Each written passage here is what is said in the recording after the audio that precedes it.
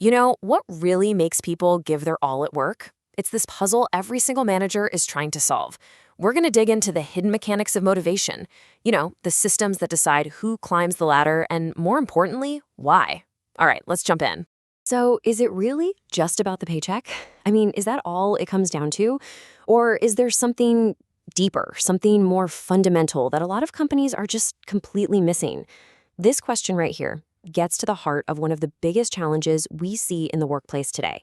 Okay, this one number, it reveals a massive problem.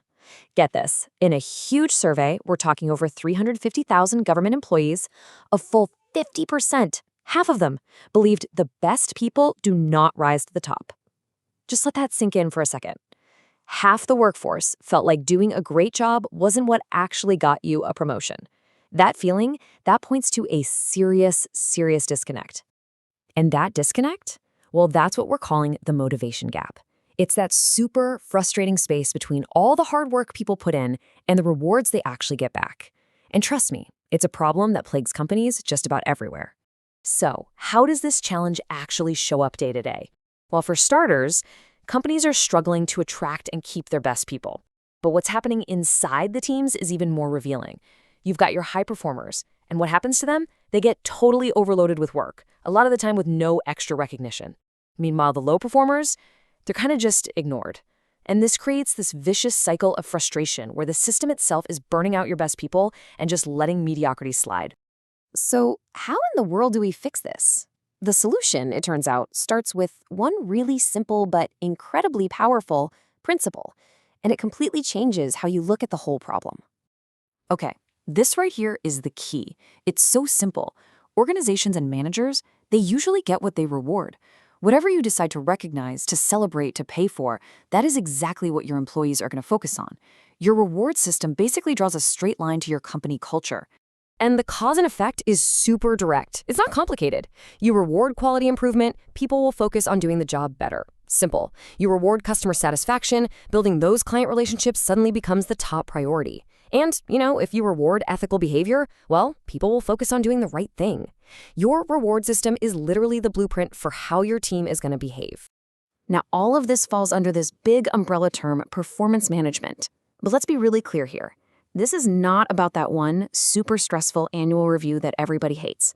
No, it's a continuous, ongoing process. The whole point is to make sure everyone is pulling in the same direction, all aligned with the company's most important goals. And this cycle you see here, this is basically the engine of good performance management. It all starts with really defining the job. What is it exactly? Then you set clear, achievable goals.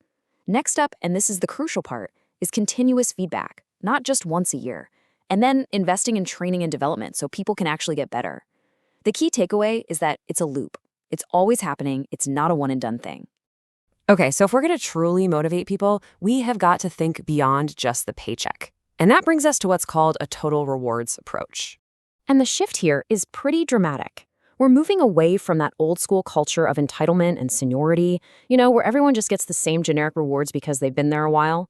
The new way? It's all about empowerment, teamwork, and rewards that are actually based on measurable results. The idea is that your pay should directly reflect your performance. And check this out, because this might actually surprise you.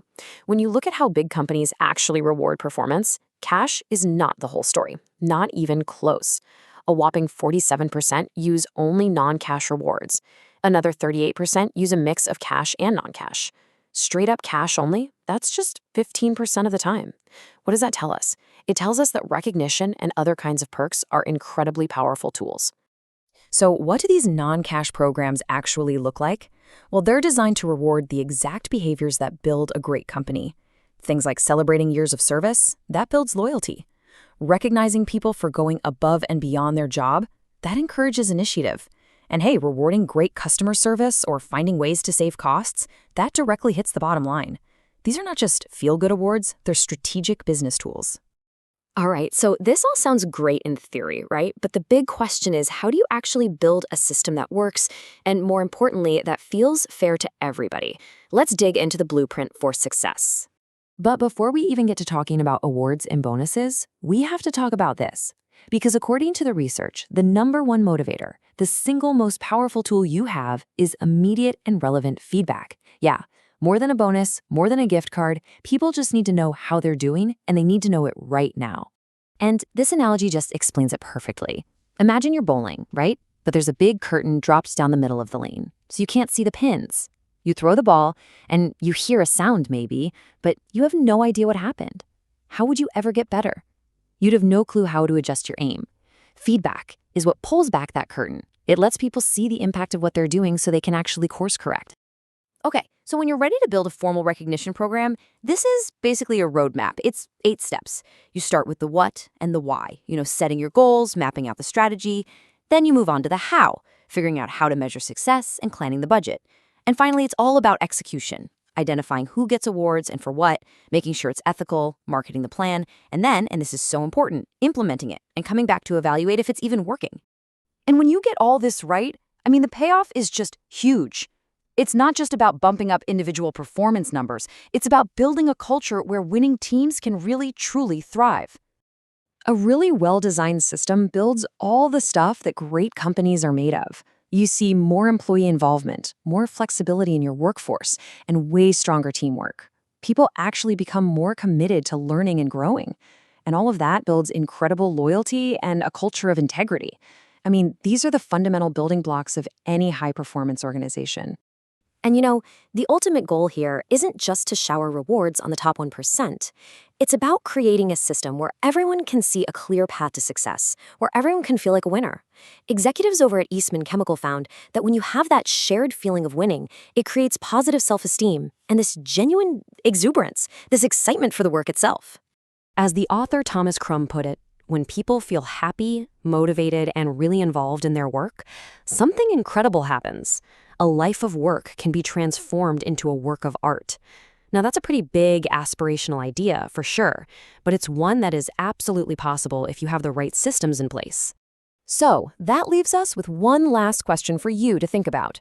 Take a look around at your own job, your own team, and forget what the mission statement on the wall says for a second.